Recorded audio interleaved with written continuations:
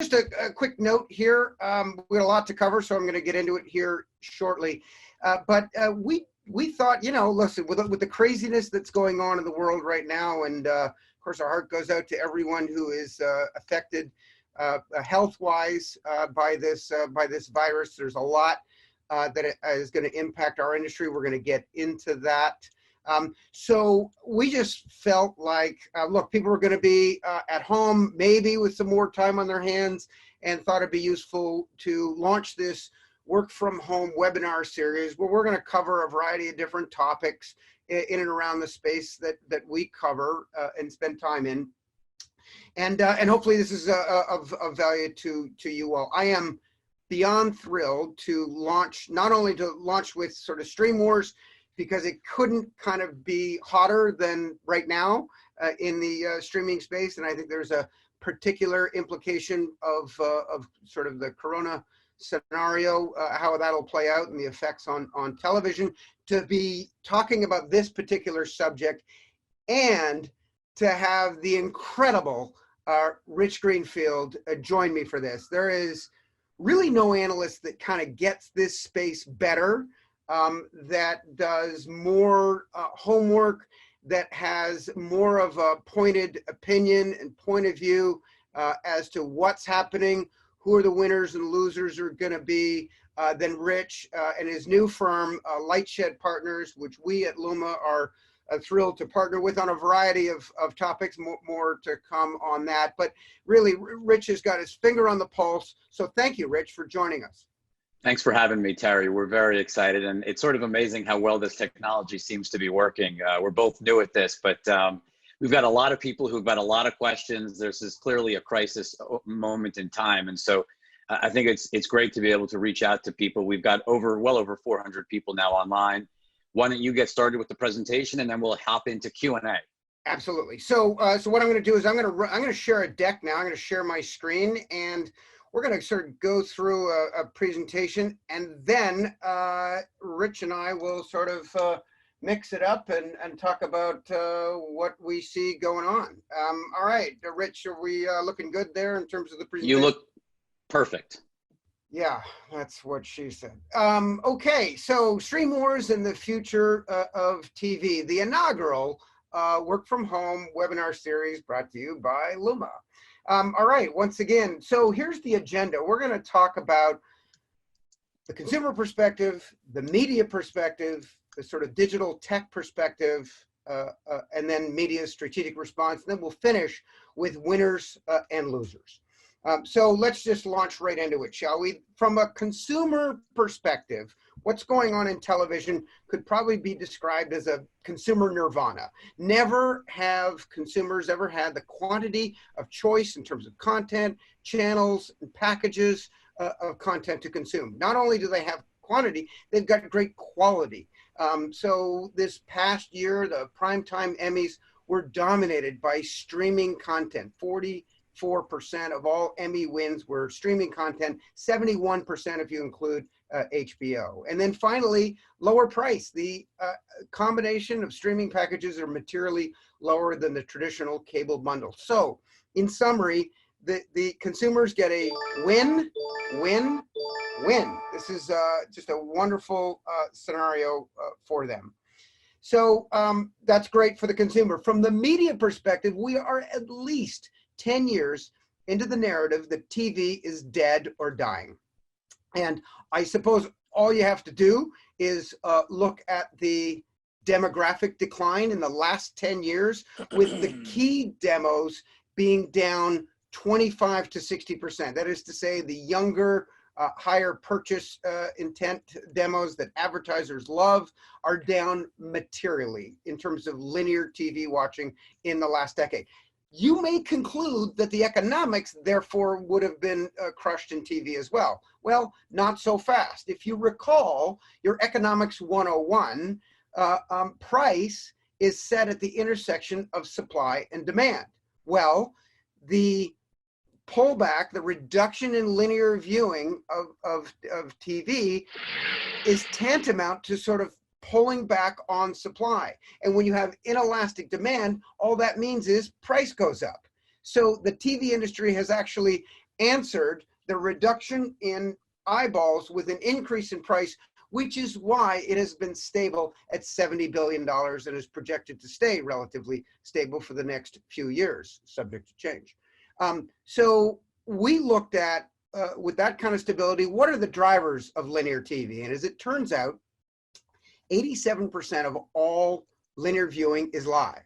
And 89% of all live viewership is sports, with the majority of that being the NFL. So with the NFL playing such a key role in the economics of linear TV, we decided to take a look at the contracts.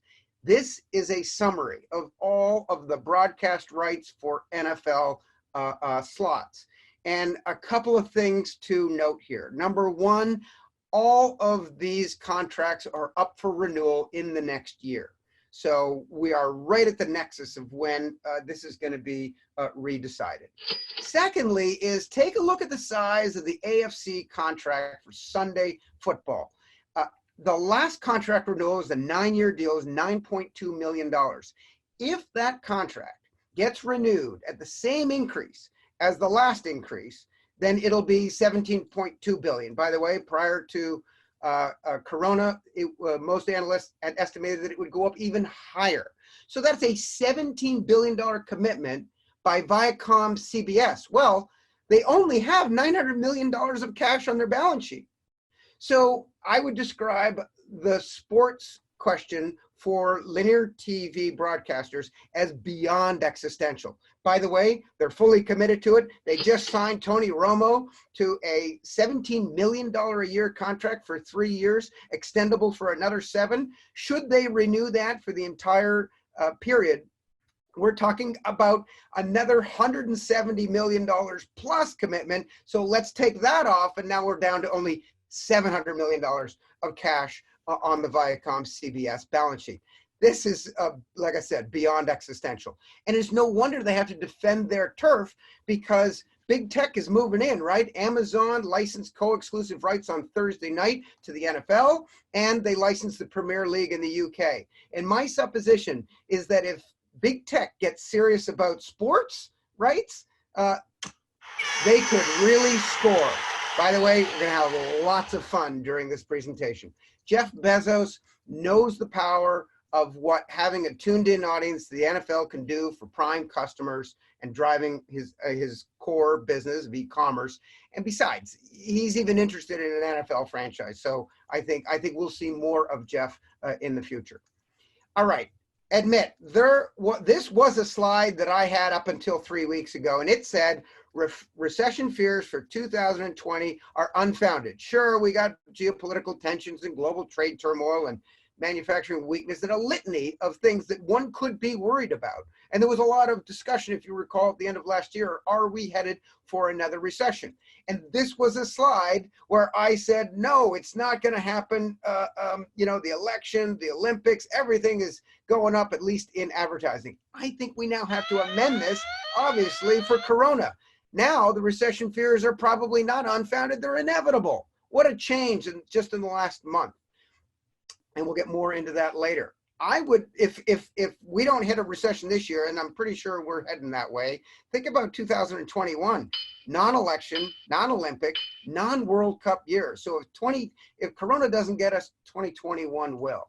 So what is being disrupted? Well, there's approximately $160 billion worth of economics in the linear TV bundle, split between paid, advertising, and affiliate fees. Well, in a streaming world, how will that change? Paid will drop to SVOD. It'll be a smaller number, materially smaller. We'll get into that.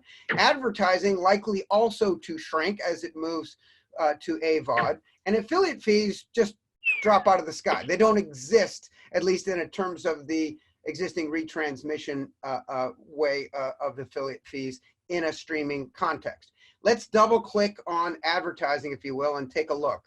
Pull out the adding machine and let's add up what will happen to the advertising pie when we move to TV, to CTV.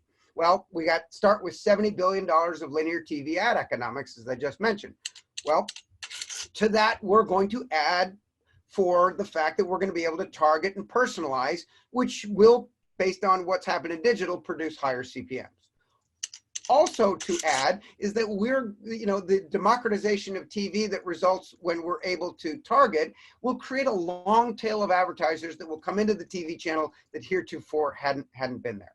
So those are two positives. What we're going to reduce for sure is the loss of what I'll call mass reach water cooler moments. Not just sheer quantity in terms of reach, but watching the same ad at the same time, right? If we all watch the same show, you get a Doritos ad and I get a Volvo ad and Susan gets a Progressive insurance ad. Well, we're not going to talk about the same ad. So you lose that sort of water cooler moment. It's hard to define, but it's sizable. Also, we're going to lose inventory as people shift consumption from advertising supported media to SVOD. And we've already seen a lot of that. And then finally, there'll be some additional efficiency loss due to the tech take rate. Just witness how much more is taken from digital buys versus TV. So you add it all up. I don't know what the number is, but I'm pretty sure it's less than $70 billion. The trick for big media, the incumbents, is that they have to swap out the engines while keeping the plane in flight. So as we go from TV to CTV, there's over $1 trillion worth of market cap to protect. So it's not as though we can take revenues to zero and build them back up again. So that's the media perspective. Now let's think about tech. Well, we know that the digital channel is now the largest channel. It's surpassed TV. That was 2 years ago, and it's now 130 billion, projected to be 150 billion this year and rising. That's the good news. The bad news is it's dominated, as we know, by the triopoly of Google, Facebook, and Amazon, which garner about 2/3 of all of this spend. Well, a big trend, headwinds are coming though for big tech in the form of the techlash. It is really a enhanced scrutiny on a variety of issues against big tech. You can hear the voices. Anybody in here a little worried about how Facebook uses your data? Freedom of speech is not freedom of reach. I think Mark Zuckerberg is the most dangerous person in the world. So everyone it was originally CMOs piping up, talking about issues with big tech. Now we got former presidential candidates, outspoken university professors, and now even comedians are getting in on the act to chastise big tech for these issues. And the manifestation of that has been twofold. One, privacy regulation starting in Europe, now here in the United States, potentially additionally more with more state regulation coming on board, and antitrust. We have seen record fines, again, starting in Europe, now coming to the US. Basically 48 state AGs along with the feds are investigating, Google and Facebook. So there's going to be heightened acquisition security of that group. And not only that, it's starting to slow in the digital channel. So what do you do if you're a big tech platform and your sort of native channel is starting to slow? Well, you move to new channels. And every single digital platform has an initiative in television. They have a TV offering. These are not comparable, but they're all investigating and looking at the big TV opportunity. That's not to say it's easy. Take a look at Google. It has not been easy to disrupt this world. Sure, they've got some big successes with YouTube, and obviously DoubleClick plays a major role. But think about it. They've got major fails as it relates to intermediating linear ad spend. So this isn't as easy as it was in, say, music or print, where the digital giants are going to absolutely just walk over the existing incumbents. Now, I'm going to say this isn't a fair fight, media versus tech, right? There's only a handful of media companies that have garnered market caps of like 200 billion or more. And they've ballooned up to, like in this group, $1.2 trillion, trading at an average of 3.4 times revenues. Compare that to big tech, though, and there is no comparison. Collectively, I know you thought that was going to pop. Collectively, this group has 4x the market cap and almost double the multiple. I'm sorry. This is dated data. This is as of the end of February. If we update this for yesterday, yeah, a lot of air has come out of those balloons. We're now down to sub $1 trillion for big media and their multiples cut down to under 3, and big tech still larger, about 3.5 times as large at 3.3 trillion. Take a look at how small the market caps of some of the most storied names in media. Viacom, CBS, the combination of the two companies at $8 billion, barely making a blip on the x-axis compared to some of the tech giants. So look, this is not a fair fight. And you could cast this as a battle of offense team red versus defense team blue, and a battle it is. Take a look. They're obviously set up with different tactics to compete and win. But just take a look at this, would you? Here's the lineup of sort of offense, defense, team red, team blue in the United States. Now let's go to Canada, the United Kingdom, Germany, Australia. It doesn't matter where you go around the world, the left-hand side of the page doesn't change. The big tech giants are competing on a global platform, which is why they have another unfair advantage in the sense that they are able to amortize their tech, data, and content investments over their global network. This is not, ladies and gentlemen, a fair fight.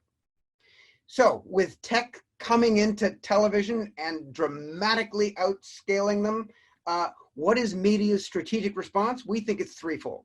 One, scale consolidation. We have already seen in the last 3 years, $250 billion worth of combinations, both vertical and horizontal, as big media and telco vertical into big media try to garner the same kind of scale to compete against big tech. And I don't think we're done. I count at least 75 to $100 billion of more sort of companies in play, if you will. I think coronavirus just found its latest victim in Tegna, as Gray Advertising dropped their bid just today. So there's yet more to come, and it's understandable. Now, it isn't just M&A. We are seeing these media companies literally holding hands, or virtually holding hands, I should say, in co-ops for data and co-ops for inventory. Hope you appreciated that little throwback. In order to recreate and garner the scale to compete against big tech. Second strategy is direct OTT distribution. Look, you have to be able to provide your content in a manner in which your consumers want to consume it. And yes, while we've had streaming options for 10 years, it's really in the last year where we've seen Apple, Disney, AT&T, and Comcast launch their major streaming properties.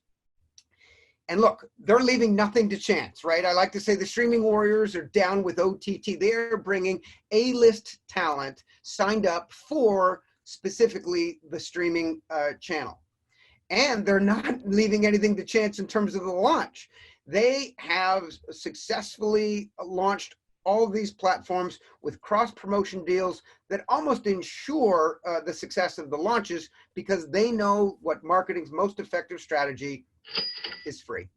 So with all the cross-promotion, no wonder why everyone's signing up for these packages. So far, they haven't had to pay for them. Some have said that the success of these new brands could come at the cost of the existing streaming brands. We don't believe this is true. This is not a zero-sum game, and we think multiple streaming brands can thrive.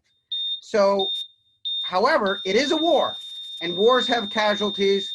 This streaming war has already claimed 2 casualties, and I'm pretty sure that before we get to the end of streaming wars, every single gravestone in this image will have a logo on it.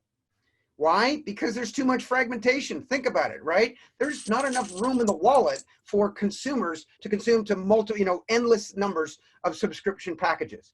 All you have to do is ask the consumers. They'll tell you that how much they're willing to spend. And all of these stats, and regardless of the source, are materially less than the ARPU, the average revenue per user of the basic linear cable package, which is hovering around $100. So that's why we know that SVOD ARPU will be materially less than the linear package. which is why we're big fans of AVOD. Yes, the fanfare of SVOD in the last 6 months with all these launches has sort of sucked up all the oxygen in the room. But at the end of the day, I think where a lot of the play here will be in advertising supported video on demand. And that's certainly something that the NBC folks with their launch of Peacock, that's primarily AVOD, are also counting on.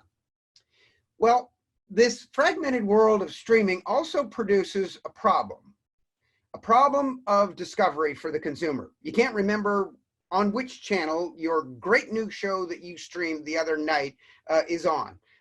It also creates an opportunity of re-aggregation. So my suggestion is that there is a huge opportunity here for a scale technology company that doesn't have media conflicts and yet has great UI to be able to re-aggregate the top of the funnel. Let's see. Scale tech, no media conflicts, and great UI. Anybody come to mind?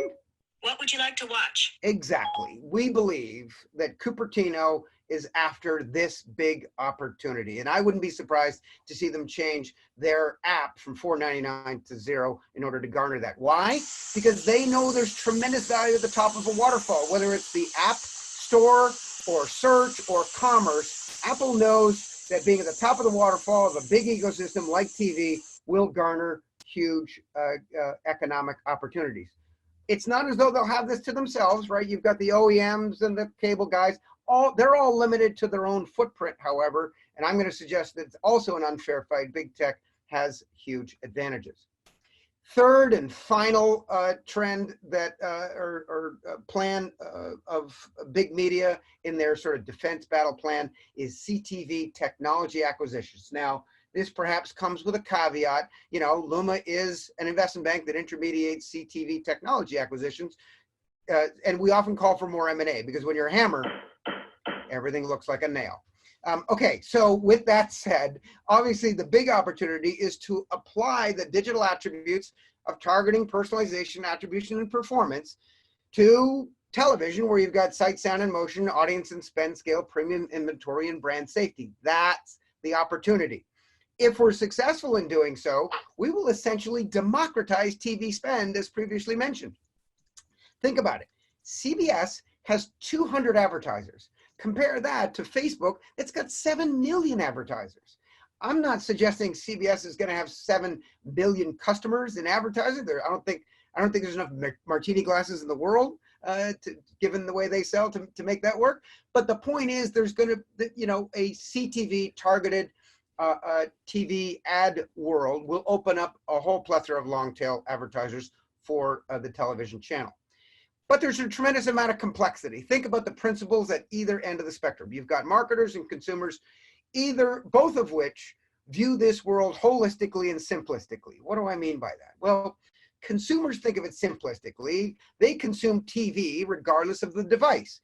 It doesn't matter to them that they're coming across 4 different distinct CTV channels of linear, addressable, OTT, and digital video, each with their own delivery protocols, identity parameters, workflow. These are all very, very different technologies. Now, to the marketer, they need a holistic, their nirvana would be to have a unified, standardized measurement to plan, buy, analyze, and attribute advertising free of fraud. Think about it. They have to manage their campaigns holistically to the consumer, regardless of which channel or which device the consumer happens to be consuming it on. Even simple things like frequency capping are hard to do unless you have that holistic view. So how do we get there? There's a lot of complication here. I am not suggesting this is going to happen overnight. In fact, our estimated timeline to achieve this is, well, let's just say it's going to take a while. And there's one thing I want to point out. We absolutely must not succumb to the issues, the horrific issues we had in the digital channel, fraud, viewability, measurement, the list goes on, and have that infect this new big opportunity of CTV. There's my little PSA.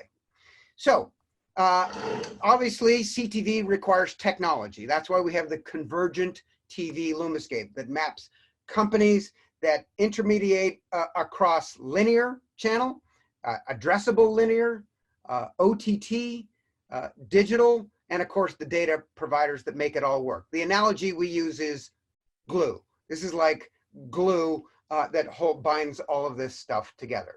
And look, it's worth it. It's worth the complication because this is a huge market, right? Think about it.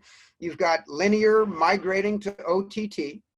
You've got a $100 billion market growing substantially. And at least in prior forecasts, in the next year, 50% of that will be addressable. So this is why there's a real there in terms of the CTV trend. There's a lot of trends I tell marketers to maybe take a pass on or wait until it becomes more leading edge and less bleeding edge. But this CTV opportunity is a big one. So no wonder why there's been so much activity in CTV technology acquisition. In fact, in the last year, $2 billion worth of acquisitions, including yesterday's announcement where Fox is buying Tubi for $500 million, which we'll get into. A tremendous amount of activity as big media does these acquisitions to garner the kind of technology necessary to compete against big tech. So who are these acquirers, you ask? Well, you could come up with a smattering of logos of companies that might be interested. We think of them in categories of digital, platforms, media, TV distribution, data, cloud, and hardware. These are the 32 logos of the strategic buyers we think are going to be making the biggest moves in this space.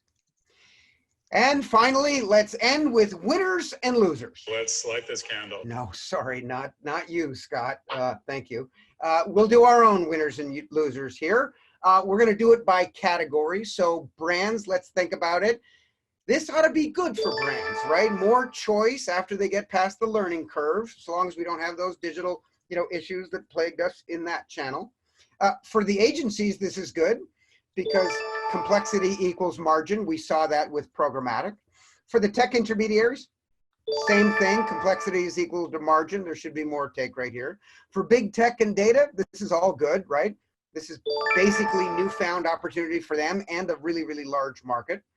For media distribution, this is our first down arrow because, look, while there will be some mitigation with ISP revenues for the cable folks, we believe that net, these guys are going to be way down. There's no way they'll replicate the bundle economics in a streaming world. You saw that with the ARPU analysis. For media content, we're gonna go with neutral, but it really depends on who you are. Yes, these are arms dealers, so they'll sell their content regardless of the distribution channel. However, there are some names that clearly will not be able to maintain the economics they had in a bundled world. And an obvious example that comes to mind is ESPN. They've been the beneficiary of non-sports viewers who have been essentially paying for their service, their channel in the bundle and been supported all along. That obviously won't be the case in streaming. So it depends on the name. And then finally, we're going to end where we started, which consumers. And for them, this is all good news. It's more choice, better quality, and lower price. So that's sort of our take on winners and losers. So I thank you for that. We are now gonna open this up and move to questions and answers, where what we're gonna do is I'm gonna go ahead and end this share, stop sharing. There we go. There we go. Now I get to see Rich as much as Rich as I care to see. By the way, we did say pants optional. I do want to point out I am in fact wearing pants, and I won't ask Rich to stand up because I'm pretty sure he's not. So let's see. I'm gonna open up Q&A here, and let's see. I tell you what I'm gonna do, Rich. I am gonna go to couple of there's a couple areas I want to get to with you. First, I want to get your take, and then we'll grab the audience questions. So let's go at a very, very high level here. Big media versus big tech. That was the sort of the thesis of my piece. Give me your sense of how those two are going to compete with each other and who's likely to come out ahead. Well, I mean, look, I think from a very high level, sort of the fundamental issue is that linear TV time was already in free fall. We were already expecting double-digit declines in TV viewing. All of the, really all of the shows that consumers are excited about were coming to streaming, whether it's Netflix, whether it's HBO, whether it's Hulu. There was really nothing that you would look at that was like, wow, in terms of linear television. Disney Plus put Mandalorian on Disney Plus, not on Disney Channel, not on ABC. NBC is doing Dr. Death, which is one of those big podcasts from Wondery, and that's going on to Peacock, not on to NBC prime time. And, you see this over and over again. The best content, or the most ambitious, I shouldn't say best, but the most ambitious content was already heading to streaming.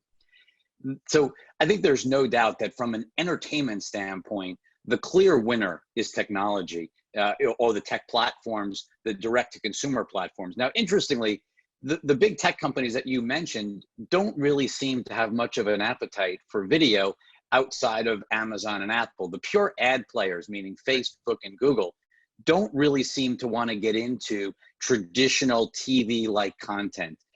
And look, from an advertiser, we could certainly have a whole nother debate over whether you should care whether the content is Mandalorian-like or pick your favorite show on Hulu, or whether it's YouTube. I think YouTube, the ad team at Google would say, what does it matter? You just want eyeballs. Obviously, there's a safety, and you talked about all the brand safety issues and some of the security, and there's a premium nature to TV that I still think benefits advertisers. I think it's probably why Fox just bought Tubi yesterday, is that you want brand safe places to put inventory online, especially on big screen devices.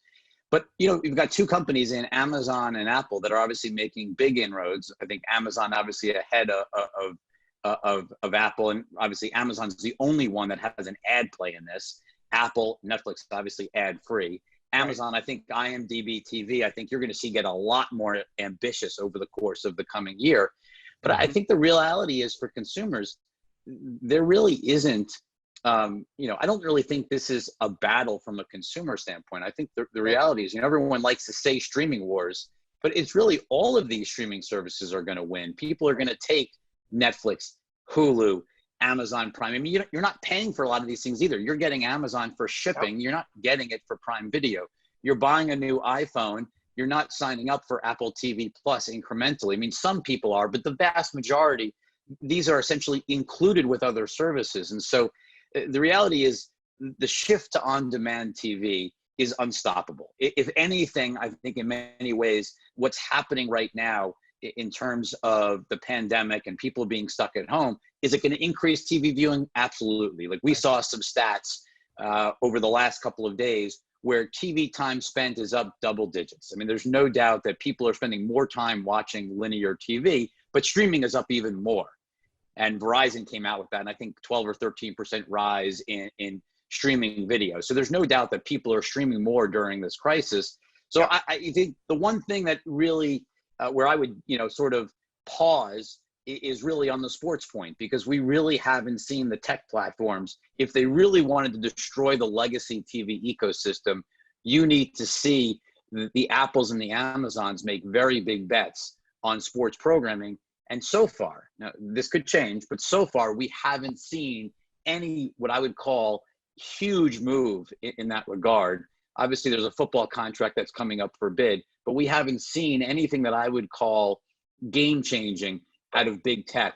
I always think about it as a Jenga game, in that you've got the last piece holding up the Jenga game is sports, and nobody's been willing in the sports world to pull that last Jenga piece just yet.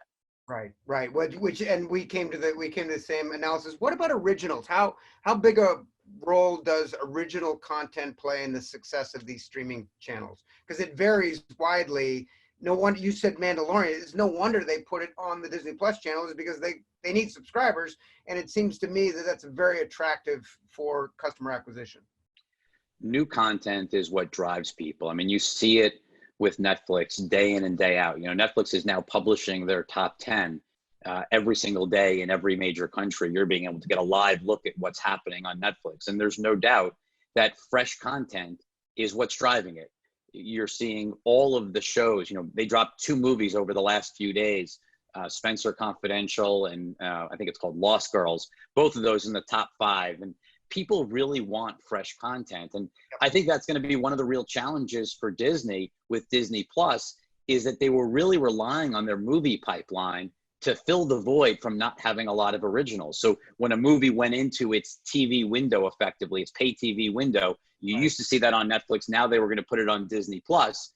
But now with movies not coming out and even productions being halted, and they didn't, unlike Netflix, they didn't have a stockpile of shows. Netflix has lots of stuff stockpiled. So stuff keeps rolling out from all over the world. That's going to be a real challenge for Disney Plus. I think you're going to see sort of, I wouldn't be surprised if growth slows. Yes, people are home more. I don't think there's going to be a lot of churn because families are stuck at home. You're going to want to turn on the library for kids. But without new, fresh content, it does start to get stale pretty fast, especially for anyone over the age of 15. Right. So, all right. So it's a war where consumers win. Lots of choice, original content being key. What about this balance? And by the way, for everyone who's submitting questions, we're coming to Corona. We decided to put it late in the agenda because otherwise it'll just take up the whole thing. But we are going to address the Corona impacts. Just a quick snapshot of your perspective, Rich, on subscription versus AVOD. How do you think that plays out over the years ahead? Look, AVOD, if you go back to the original days of TV and even radio, right? I mean, ad-supported content is nothing new. And, when you look at, actually, if you turn on an Apple TV or a Roku, yes, the #1 most used app is Netflix, but the #2 app that always surprises both media executives and investors is YouTube. Ad-supported video is #2. And it's been that way for years. It's nothing new. So the concept of whether AVOD and whether you call it FAST, kind of free ad-supported streaming services, as Alan Walt coined that term, whatever term you want to use, there's no doubt that there is a meaningful place for these services. And I think that's why you see Comcast buying Xumo, why Fox just bought Tubi, why Viacom bought Pluto TV, why Peacock is launching an ad-supported version. I think the reality is there's a role for all of this. And you think about it, $70 billion of TV advertising. We'll get to what the pandemic means for all of it. But there's no doubt that $70 billion of TV advertising needs to go somewhere. Now, a chunk of it's going to go to Google. Obviously, YouTube's already a $15 billion business growing rapidly. But the question is, where do all these dollars go, especially if you care about brand safety, if you care about kind of big screen environment for this content? And the answer is, we're not sure. I mean, Roku, if you think about it, Hulu's a $2 billion ad revenue business. Roku, call it, if you look at platform revenue and you take 75% of it, it's $600-700 million. Tubi, Pluto, Xumo, you're barely over $3 billion of ad spend, unless you include YouTube. And remember, that 15 billion is global. The overall numbers just aren't that big. And so I think everyone is looking at how do we put more dollars to work in AVOD / FAST. And I think you're going to see a lot of dollars go there. Now, will they be anywhere near the scale of something like Netflix that has 160 plus million subscribers? I just don't think you can scale any of these businesses to that scale. Now, Fox spending $500 million on Tubi, Viacom spending $300 million on Pluto. We may turn around. These may be very good investments, especially with the amount of unsold inventory they have and the big ad sales forces that these big tech platforms, these big media companies have. But that's very different than, are you creating in Tubi or in Pluto? Are you creating, $100-200 billion businesses? Right. I don't think so. I think we're at a very, very, you looked at that chart you had before, the shift from the old world to the new world. This is better than nothing. And I understand why they're doing it. So you're saying the plane is going to lose altitude. It may not fall out of the sky, but it's going to lose altitude. Look, I always think of the quote from Peter Chernin that there is no business as good as everyone in America paying for content where most of them don't want it. I mean, you think about ESPN, 100 million people at the peak paying $8 a month, where only a small fraction, probably 20% or less of people actually wanted that channel. That's an amazing business. Nothing will replicate that business model. It's just simply not possible to replicate that business model in a streaming world, because presumably, Terry, everyone listening, we've got 430 people on right now, presumably of those 430 people, however many have Netflix, I presume none of them have Netflix and actually don't want it.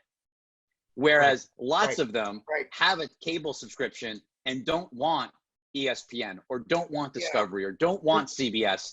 And that's the fundamental problem, is nobody pays in streaming for things they don't want. Again, this narrative of zero-sum game, I think, is kind of ludicrous, right? I mean, Netflix is not going anywhere.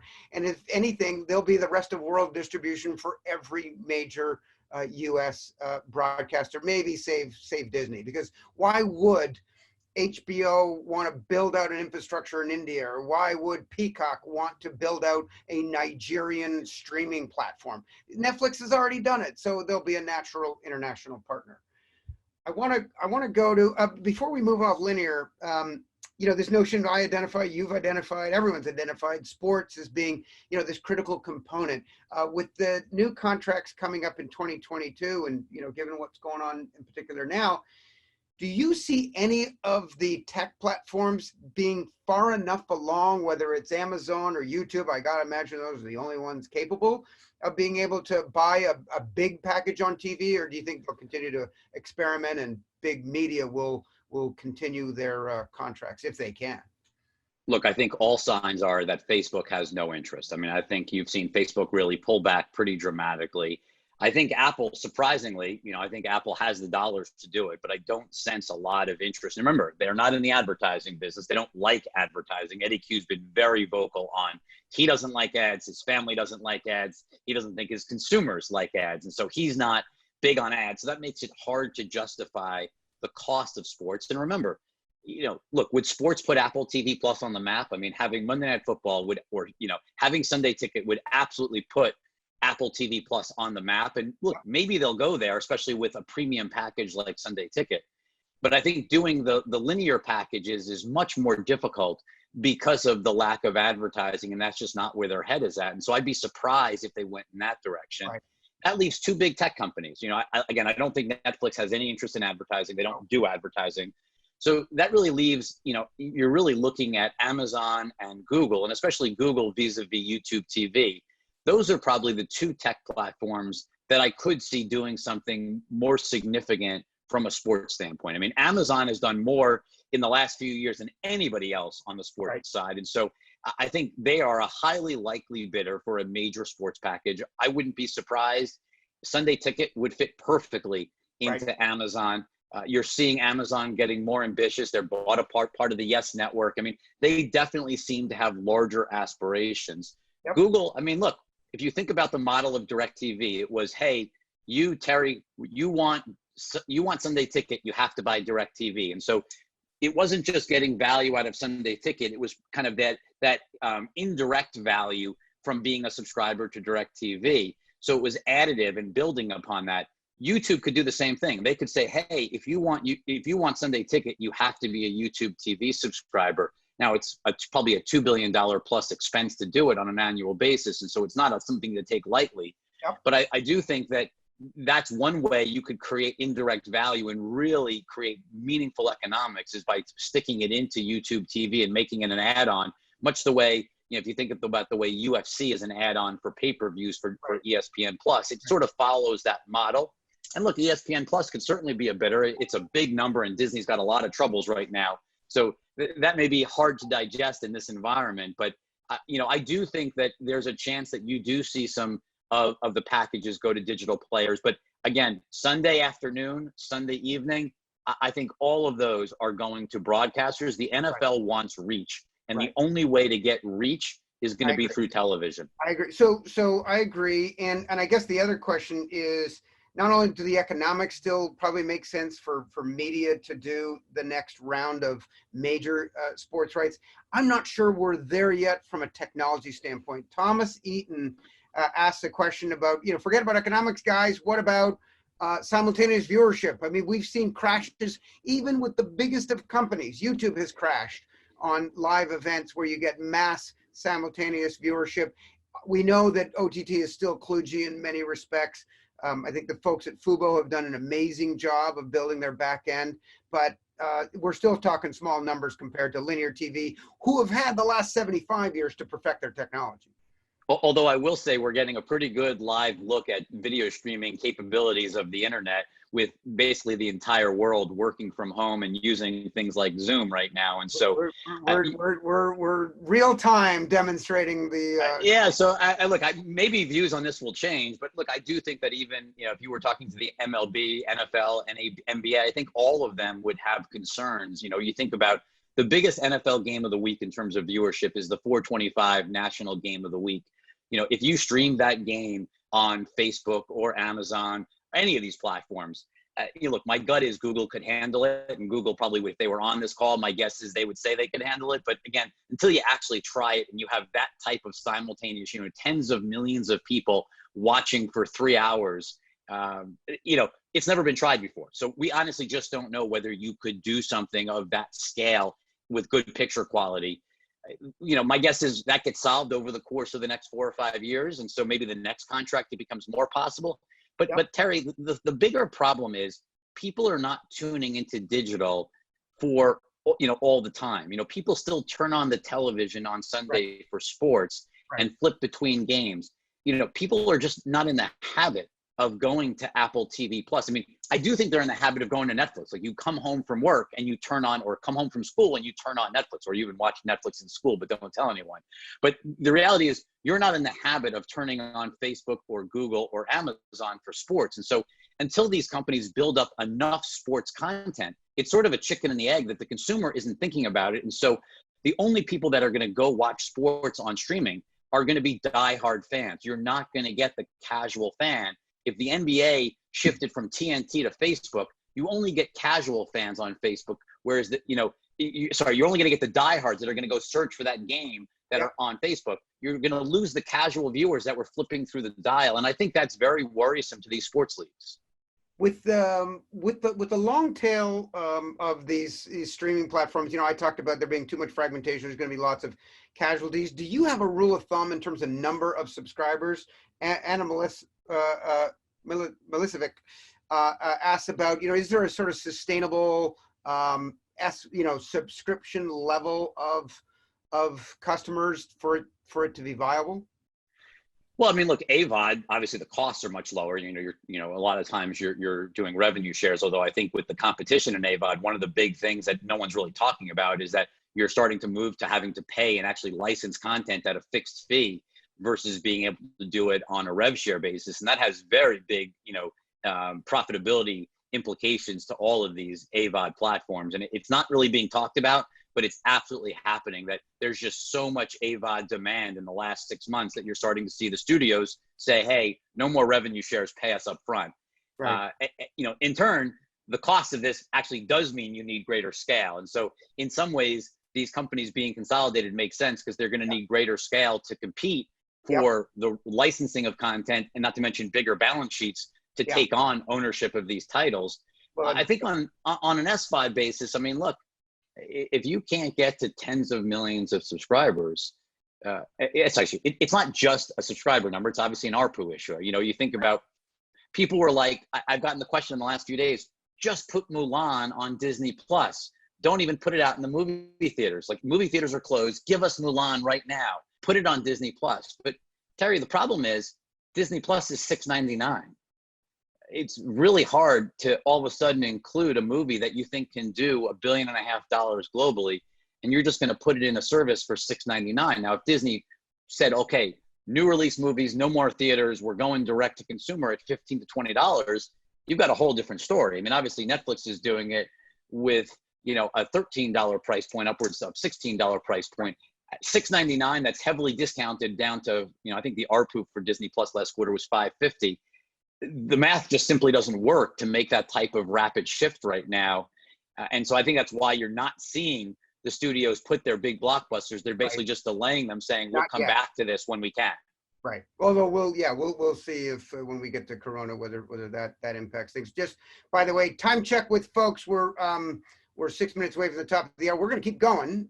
So, stick with us while we're still, hashing out good content. So speaking of those combinations, we've got a question. Is there a buyer for Viacom? And let's see, it's coming from an S Redstone who asks, is there a buyer for Viacom? That's pretty funny. Look, I think the question as Viacom shrinks in market cap, I think there's a lot of fears around its parent company, National Amusements, and its own liquidity. It's a movie theater business, obviously, with movie theaters shut down and only a few $100 million of debt. So National believes they're safe, but I think part of the crisis here is that National hasn't come out publicly and talked about their safety and liquidity situation. And I think that's impairing Viacom shares. So until National says something, Viacom is going to be under pressure based on that fear. Your question is could there be a buyer? Look, I think if Viacom was willing to sell itself at this valuation, there would be a long list of buyers in the industry who would be looking to take advantage. Despite the crisis we're in, I think people would take advantage of it. The question or the problem is, I don't believe that the Redstone family, National Amusements, actually, in terms of the parent company, I don't believe National is a seller, especially at this price. National is going to do everything in their power not to sell. And so I think it's very unlikely, but I do believe that if this thing was put up for sale, there would be value, multiples of where Viacom is currently trading. Especially if you think about how many different pieces, if you were to break this up, a studio, cable network, broadcast networks, digital, there's a lot of stuff in there if you were going to break it up. I'm just not sure that that's going to happen.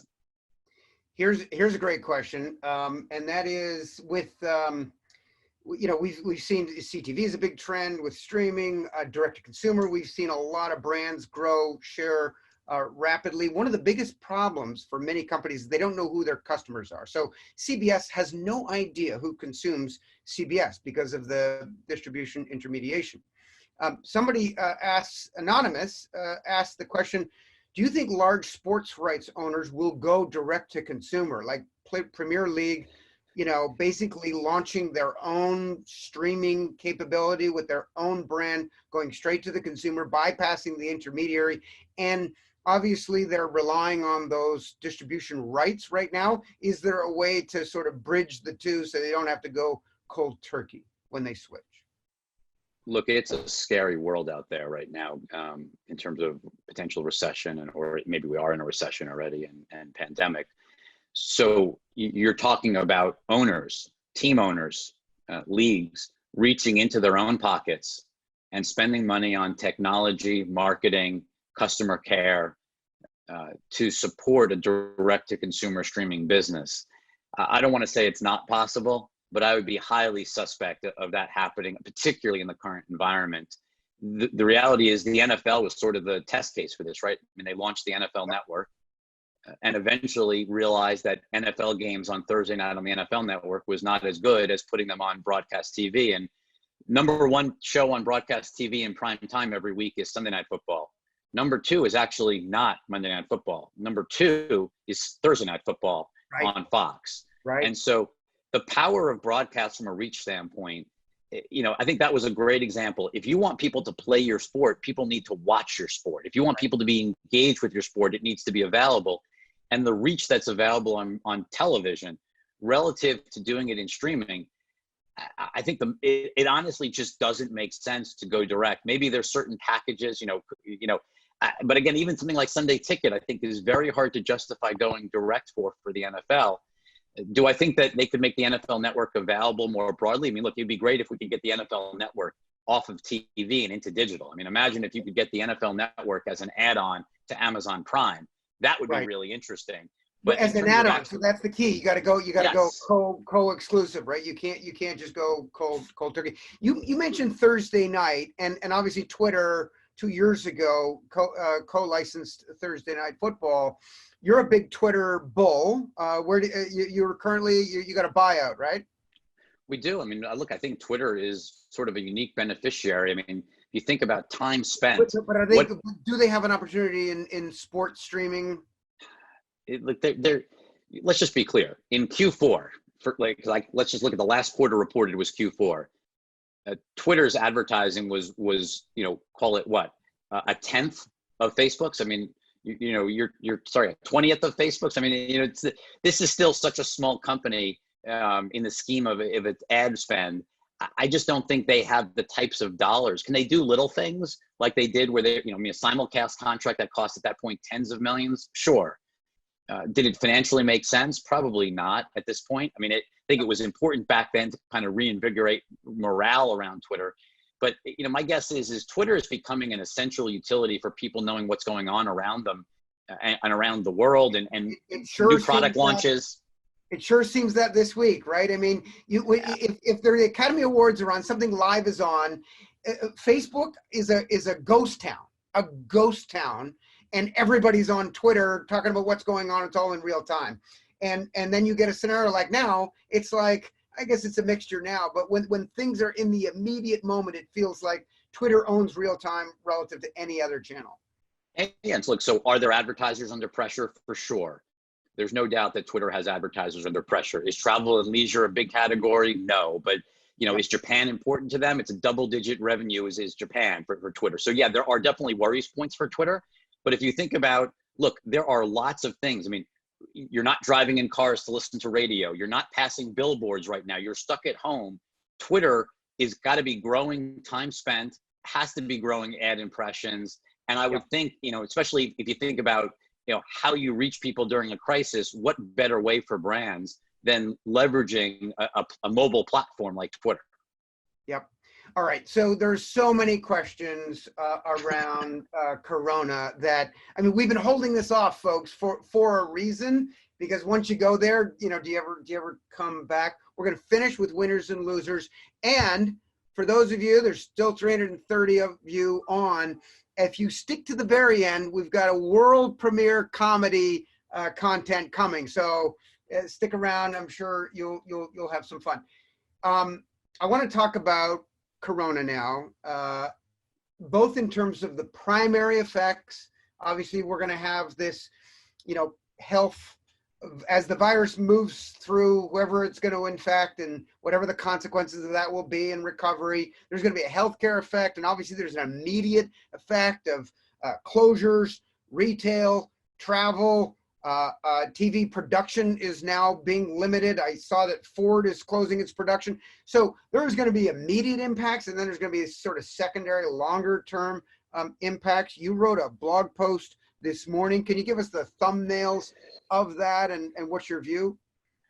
The thumbnail is who in the world knows, trying to predict advertising, what happens in a recession. We sort of know. I mean, we can look back to the prior recessions and we can see autos pull back sharply.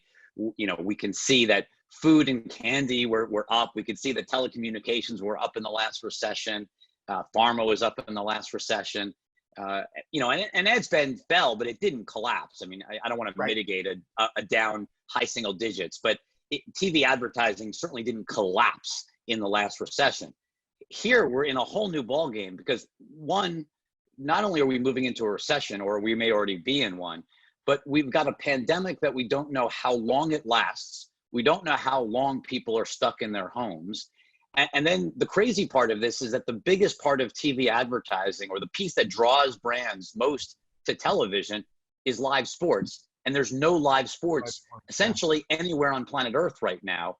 And so from that standpoint, we're sort of in uncharted territory. I mean, look, you can certainly look at, we pulled up the top 60 advertisers on TV over the last 12 months. No surprise, autos represent 11 of them. I think, if I look at the numbers here, we've got 12 of the top 60 advertisers are autos, 11 are quick serve restaurants, 7 are insurance mortgage, 7 are retail stores, and 6 are movies and streaming. In the movie studio category, the only thing that's probably okay are Amazon Prime and Hulu and things like that. In the retail stores, other than Amazon, they're probably all getting hurt. Maybe insurance is fine. We saw last weekend, the big advertisers, Geico, State Farm, were all advertising aggressively. You saw telecom, T-Mobile and Sprint were still top 10 advertisers last weekend in the midst of this. And you've seen new advertisers step in, which is interesting. Facebook was a top 5 advertiser last weekend on television, across all of television, running spots tied to groups. And so to me, it looks like Facebook is trying to figure out how do they kind of highlight the fact that people can't congregate in person. Facebook groups is one of the most interesting places on the internet. And I think Facebook is trying to grab mindshare and basically highlight the power and importance of Facebook groups during this time of global crisis. And so, it's very hard to figure out. I mean, obviously ad spend is going to go down across all categories, Right. the real question is, how long does this last? I think if this is a 6-week, we're all locked down, versus a, call it 9 to 12 week, there's obviously very different implications. And just going back to sports, and then I'll turn it back to you.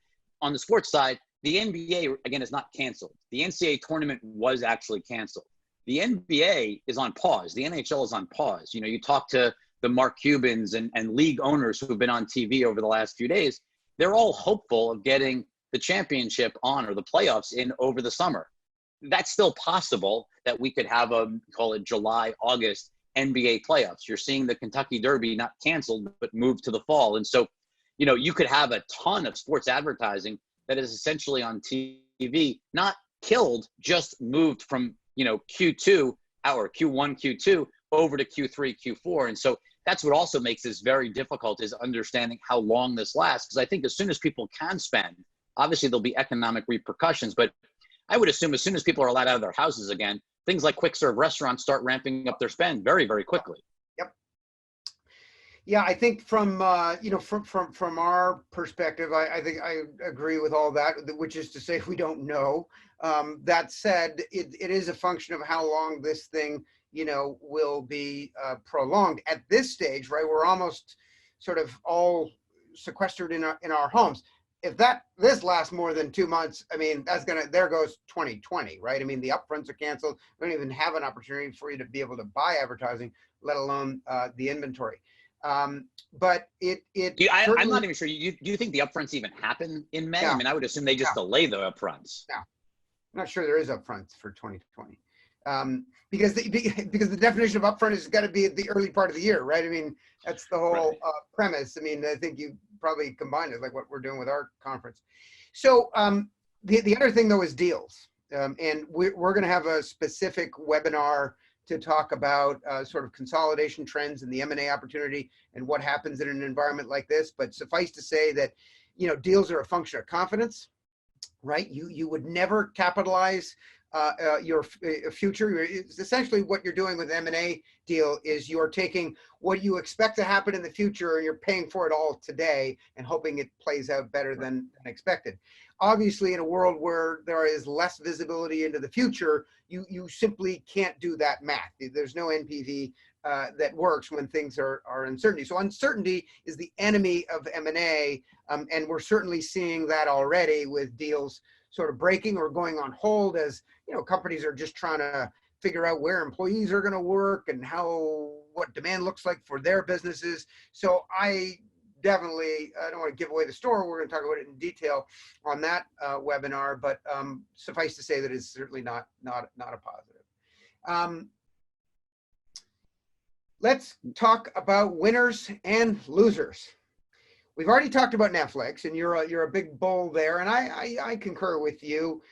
Next up, Disney, and look, let me preface Disney by saying I believe that this is a category different than Peacock, different than HBO Max, and different than Quibi. We'll get there, in the sense that it really is the only legacy media property with a sufficient breadth of content, across Lucasfilms and Marvel and Pixar and the Disney native properties to matter, right? So it's got breadth, it's got depth in the sense that, if you have any children between the ages of 1 and 12, you pretty much have to subscribe to Disney Plus if they make the content exclusive. Disney owns a demo. And so unlike the other media properties, I think they're best equipped to be able to have a go of any distribution platform, including their own. So I'm a bull. I've always thought that would be a good distribution. I'm not here to talk about the comparative to their cable bundle, because they certainly do well in the cable bundle, but just as a winner in a world where we're migrating, let's talk about relative winners. I know you've got a bug up your butt about Disney, but can't you just right here, right now, finally say that it's a pretty great company with a big opportunity? I mean, look, there's no doubt that Disney is, the Disney valuation looks very different. I'm looking at my screen right now. Disney at $85, where just weeks ago it was at Are you a buy? 150. Are you switching to a buy? Are you live on our No. webinar switching to a buy? Ladies and gentlemen, the answer? No. Look, I That think was my Elizabeth Warren moment. look, the reality is, all of the legacy media companies, Disney certainly has the best opportunity to shift to the direct to consumer, and clearly you saw it by the overwhelming success of Disney Plus. But Terry, the problem that all of these, and this is not just Disney, this is Warner Media, this is Discovery, every one of these companies, they're not just in the new world. They're not living. HBO Max is not the only thing. HBO Max in both worlds, yeah. Correct. And as you put one foot forward, your other foot sinks lower. And so, the faster you make this transition, these legacy businesses that have ginormous profits and were making money, whether people cared to watch the content or not, money just kind of came from heaven every morning. The bundle just dropped money into your pocket. As you move faster and faster, as you add in, Peacock, and you add in HBO Max, and you add in more and more services, the faster the legacy bundle is going to collapse. We exited 2019 with a 5% drop in video subscribers to multi-channel television. That was before Peacock, before HBO Max. You're basically adding lighter fluid to cord cutting with all of this. And I think with anything, with people being at home and probably looking for new content to watch and trying AVOD services and trying SVOD services, my guess is cord cutting, while there may not be much churn now because nobody wants to return cable boxes right now, but my guess is as you move through the course of the year that, churn is going to only accelerate. And, not to mention a lot of these virtual MVPDs, things like YouTube TV and Hulu Plus, were basically marketed as ways to watch sports. There's no sports. And so I would assume churn is pretty high on these services right now because you don't actually have to have them or don't have to have them if there's no sports. That has to be the case, right? It was confounding to me that, in the year 2019, I met a cable executive that thought cord cutting was going to abate as, people graduate, they're going to subscribe to the cable bundle. I told him, what are you smoking? Because I want some of that shit, right? That's some good shit. Right. Because so the problem, right. So the problem you run into is that you've got this legacy ecosystem that was highly profitable declining at an increasing rate. You're trying to step into the new world. Right. Every step into that new world is expensive and costs a lot of money. How much are they willing to spend? Netflix is spending $15 billion on content, which is why they have a lot of stuff stockpiled to roll out over the course of the next several months, especially not just in the US, but all around the world. Disney, you think about after Mandalorian, there was really nothing major until you got to Mandalorian again.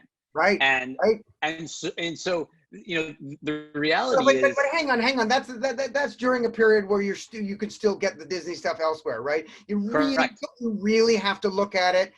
Two things. Once we're past all the promos, so it's not free. So you don't look at customer acquisition and don't look at churn until such time as you get past the point of sole exclusivity on that platform. Otherwise, it's sort of, you got apples and grapefruits. I mean, look, I think we're going to learn a lot more about these services as you move through the year. Now, obviously, with the disruption caused by COVID, it's obviously going to be more challenging to kind of understand what actually is going on and how much of this is just people looking to cut back on things they don't have to have it as their own wallets get soft. Right. You look at something like Netflix and it feels more like the basic cable of years ago. Oh, whereas totally.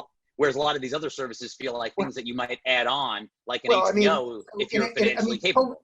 COVID's like a perfect storm for them, right? Well, everyone else discretionary spend is going away. If anything, God damn it, no. I mean, you'll get rid of a lot of things. I mean, sorry, Junior's going to go hungry for a couple of meals because we got to keep our Netflix, right? Because since you're staying at home. By the way, to this cable executive who thought that people would resubscribe to the cable bundle once they got jobs and got out of college. I'm like, dude, I said, I'm the CEO of an investment bank. I live at on the Upper East Side in a penthouse in Park Avenue. I cut the cord. Like, I'm Omega Man. If I'm going to cut the cord, you're losing everyone. And I think an environment like this will only accelerate what was otherwise naturally going to happen. The only good news for advertisers, to be honest, and I'm sure we've got a lot of advertisers still tuned in, is that, cord cutters, a lot of them, I think 50% of Roku households, Anthony Wood has talked about, have antennas. If you have an antenna, that means you can watch broadcast TV. you can watch broadcast TV, you can see all the advertisements that are running Yeah. on live sports and entertainment on broadcast TV. And so, There's in many there's ways, a pro tip, folks. For $30, you can get an HD antenna. It takes 2 seconds to hook it up onto your television, and bam, you've got basically half of basic cable. right. So I think that's going to be a big part of what you see as cord cutting accelerates, is people are still going to keep antennas because it's a cheap way, an incredibly cheap way to get a lot of programming that you may want. All right, let's do lightning round for a bunch of these. So ESPN.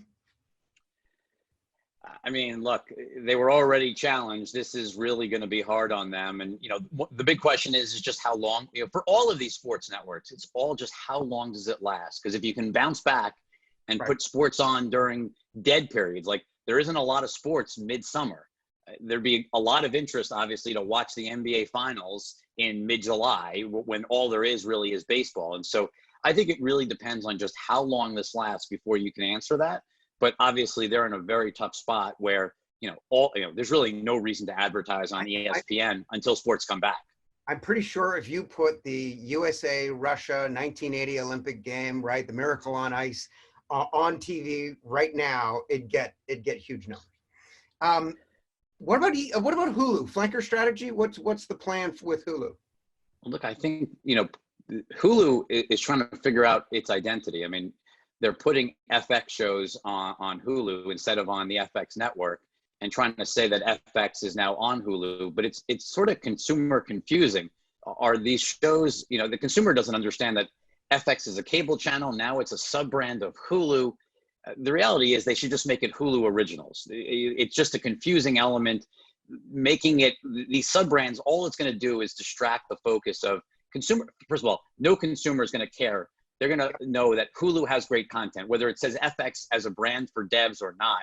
They'd be better off just calling everything Hulu and building that Hulu brand and letting the FX brand, no offense to John Landgraf, who's built an incredible brand. But the reality is, in the future, I don't think FX is a digital standalone brand. And so you should just monetize it until that brand dies on cable TV and focus on Hulu brand. And then the question is, how does that Hulu brand go global? That's the big question, Terry. Hulu right now is stuck in the US. And I think we have to see long-term how Hulu builds out globally. Okay. I think I have to redefine the word lightning. Okay. So now next category. No, these are phenomenal, thoughtful, informed answers. So we love them. Maybe shorter. Comcast Peacock and AT&T HBO Max. I put them sort of in a similar category. Perspective on that group. I'm going to be lightning. HBO Max is going to be a big winner. More content for the same price sounds amazing. I mean, who wouldn't want to watch all of Friends, all of Big Bang Theory, all of West Wing? It's the most expensive package. So you're saying relative to existing HBO customers, Max is a no-brainer. You're going to upsize. 33 million people already pay for HBO. Now you're getting even more content for the same $15. Churn goes down, gross ads go up. It sounds good to me. Okay, and obviously key to that is that they keep the gravy train of amazing original content running with their telco overload. Are you watching Succession? Oh, I don't miss it. It's awesome. Exactly. Well, so then there you go. Yeah, and then finally, I know a lot of people have been asking about Peacock. Wait, hold on. You asked. Yeah, Peacock. Yeah. Look, Peacock is sort of it's sort of very much in the scheme of the way you just saw Fox buy Tubi. Everyone's looking for where their ad dollars move to. They need more ad inventory on digital platforms. Linda Yaccarino has far more demand for connected TVs than she has spots to put it on. So she needs more impressions. I think Peacock is a great way to fill that. Is it transformative? No. I mean, look, at the end of the day, it's basically a better version of TV everywhere for Comcast subscribers and hopefully for other firms' cable subscribers. It's not an aggressive SVOD play, the way a Disney Plus is. Right.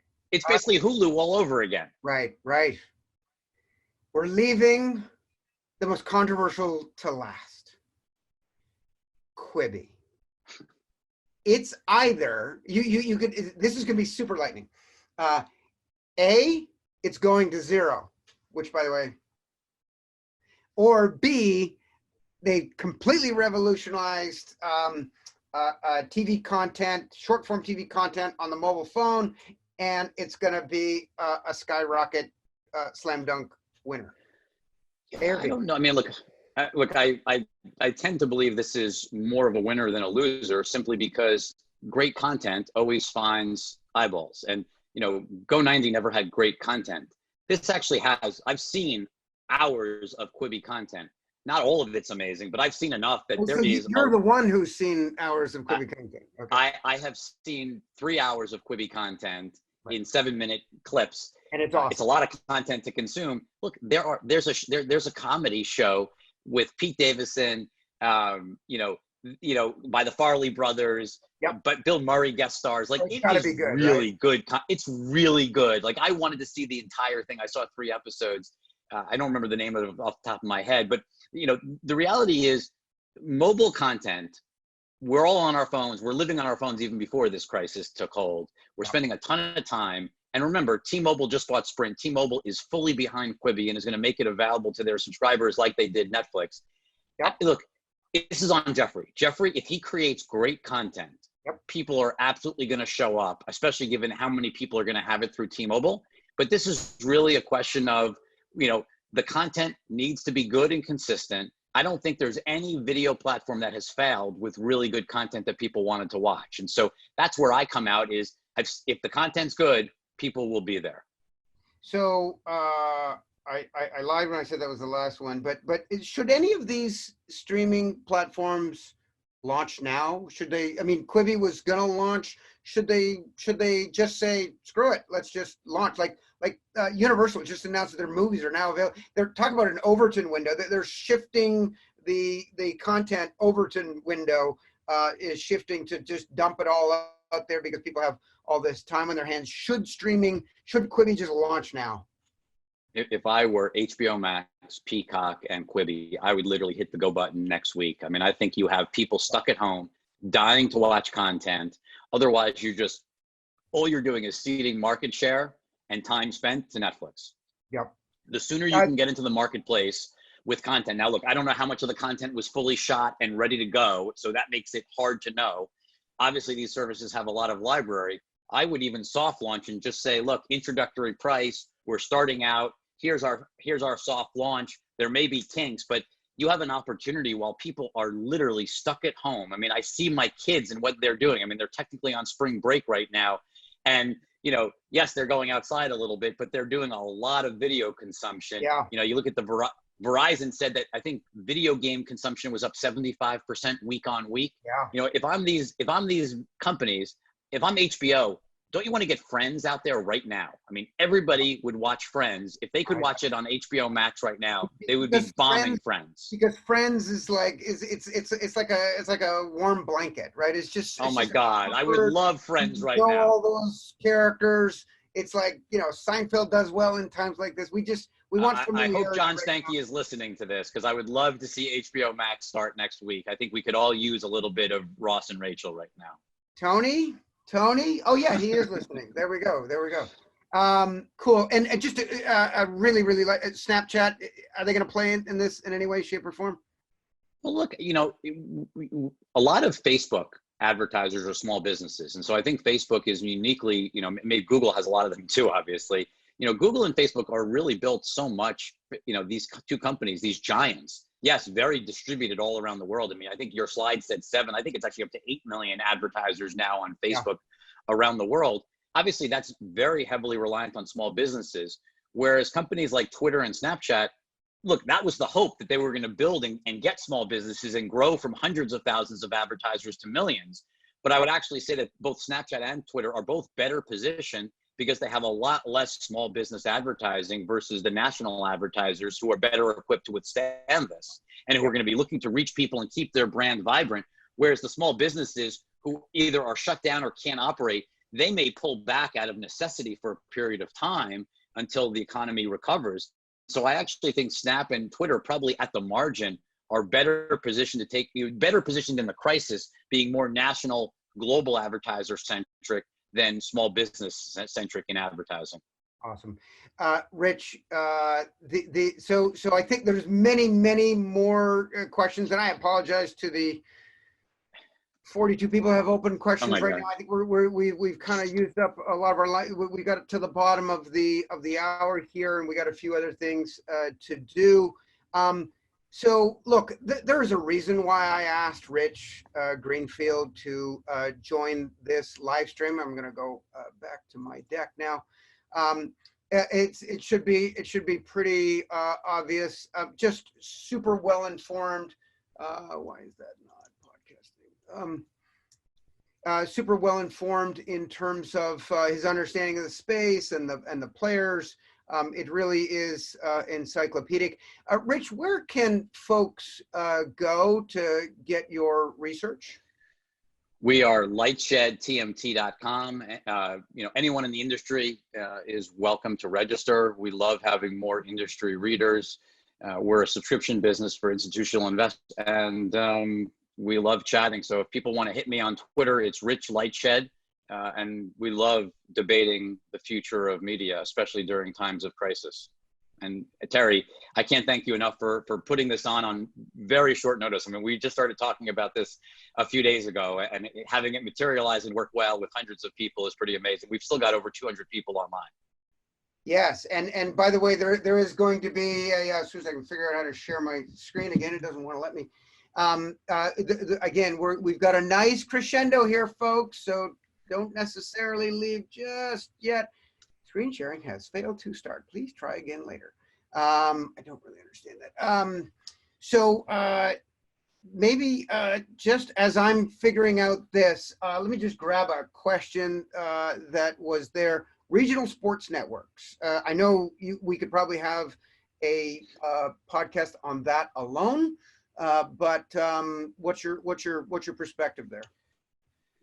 Look, regional sports networks are a lot of trouble because as the bundle comes undone, the reality is regional sports need the bundle. They need everybody to pay for that advertising dollars. And so for those subscription dollars. And so regional sports are probably the most, you're seeing more and more of them dropped by distributors. Dish has gotten out of the regional sports business. YouTube TV cut back on regional sports networks. And so regional sports networks, I think, are in for a very rough go. Without the bundle, I don't know what happens to regional sports networks. And I actually think that leagues are going to start looking for ways to abandon the regional sports networks because they're going to be worried of losing reach that the NFL has on broadcast. They don't have on these regional sports networks. And that's a big problem for NBA, NHL, and MLB. Yeah, I don't disagree with that. All right, we got, I think you can see my my desktop. Again, thank you again, Rich Lightshed, Rich Greenfield from LightShed Partners, independent research firm that probably has one of the best handles on this sort of intersection, I would say, of traditional media and the technology world, which is the exact same focus as LUMA. You can follow him at Rich Lightshed on Twitter. I'm at T Kawaja. Just want to mention two things here. One is we're going to do these Wednesday webinar work from home series. It feels like we're going to be in this for a bit. So we're going to do this every Wednesday at 2 p.m. Next Wednesday, the 25th of March, we are going to be tackling identity and consumer privacy. And I'll be doing that with my West Coast partner, Brian Anderson, who is an all-star authority on things like CDP, identity, and marketing technology in general. That'll be a fascinating conversation. Once again, Wednesday at 2 p.m. webinar. Pants are optional.